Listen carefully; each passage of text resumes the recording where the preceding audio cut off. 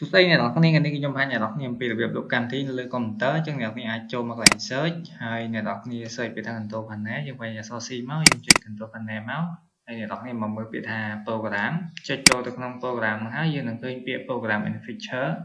ចុចចូលទៅក្នុងនោះមួយទៀតហើយយើងនឹងរើកម្មវិធីដែលយើងចង់លុបឧទាហរណ៍ថាខ្ញុំចង់លុប internet download manager កន្លែងនេះគឺខ្ញុំចុចដែរដោយសារហើយយើងចុចតាមនោះមកគឺយើងនឹងឃើញថាយើងចង់លុប full ឬលុប default អាហ្នឹងវាទៅតាមកម្មវិធីដែលយើងចង់លុបវិញអ្នកនរចុច finish មកគឺវានឹងកម្មវិធីហ្នឹងហើយយើងចង់ reboot ទៅបើអត់ទេយើងចុចចេះមកវាអត់ត restart ទេហើយអញ្ចឹងមួយទៀតគឺកម្មវិធីនេះអញ្ចឹងអាការលុបកម្មវិធីហ្នឹងវាខុសគ្នាទៅតាម interface របស់កម្មវិធីអ្នកនរចុច next មកហើយមានពាក្យ uninstall អញ្ចឹងដោយអ្នកនរឃើញពីវីដេអូមិញអញ្ចឹងការលុបវាខុសគ្នាបើន័យថាដូច IDM គ្រាន់តែយើងចុចនេះទៅវាលុបឲ្យយើងតែបើសិនជាកម្មវិធីនេះវាត្រូវការ uninstall បន្តទៀតតែកន្លែងនេះដោយសារខ្ញុំអត់ត្រូវការ uninstall ខ្ញុំអត់លុបទេខ្ញុំចុច cancel វិញអញ្ចឹងវីដេអូនេះគឺមានតែប៉ុណ្្នឹងអ្នកនរគ្នាបើចុច complete ចុច like comment subscribe មួយផងហើយបើមានอะไรណាខុសឆ្គងសូមអ្នកនរគ្នាជួយផងជម្រាបលាយើងនឹងជួបគ្នានៅវីដេអូក្រោយ